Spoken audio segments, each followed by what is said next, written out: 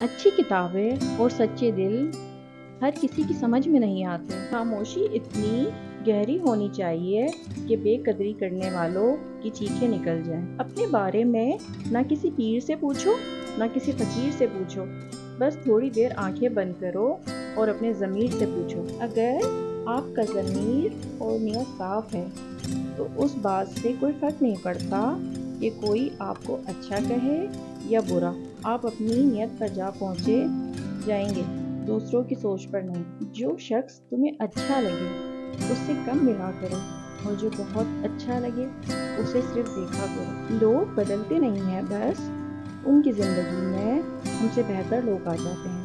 دل بڑا کرو، باتیں تو ہر کوئی بڑی کرتا ہے۔ حسد کا جذبہ احساس کمتری سے پیدا ہوتا ہے۔ جو شخص اپنے آپ کو گھٹیا سمجھتا ہے وہ دوسروں سے جلتا ہے۔ تعلق برقرار رکھنا ہو تو اچھائی بیان کرتے رہو، تعلق ختم کرنا ہو تو سچائی بیان کرتے رہو۔ دکھ تب ہوتا ہے جب ہماری نیت صاف ہو اور اگلا ہم کو غلط سمجھے۔ ہر انسان اپنی زبان کے پیچھے چھپا ہوا ہے، اگر اسے سمجھنا ہے تو اسے بولنے دو۔ کبھی کبھی ہم تھک جاتے ہیں یہ ثابت کرتے کرتے کہ بے شک ہمارا طریقہ غلط ہے، پر ارادہ نہیں۔ بغیر مفاد کے دوستی دنیا کی نایاب چیزوں میں سے ایک ہے۔ کبھی کبھی رشتوں میں لحاظ رکھتے ہوئے ہم بہت سارا زہر اپنے اندر اتار لیتے ہیں۔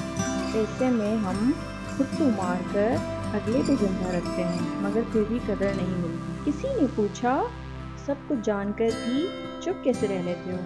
میں نے جواب دیا، کوئی اپنے مطلب کے لیے اتنا بھی گر سکتا ہے یہ دیکھنا اچھا لگتا ہے۔ جب انسان اندر سے مر جاتا ہے تو وہ حد سے زیادہ خوش اخلاق ہو جاتا ہے۔ وہ مسکرا کے سارے درد ٹال دیتا ہے۔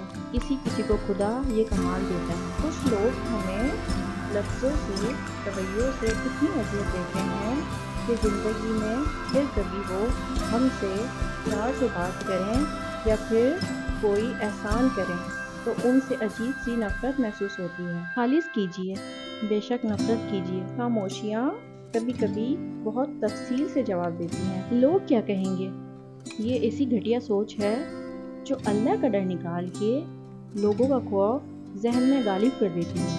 برباد کرنے میں بھی اکثر انہی لوگوں کا ہاتھ ہوتا ہے، گلے لگا کر جو کہتے ہیں ہمیشہ خوش رہا کرو۔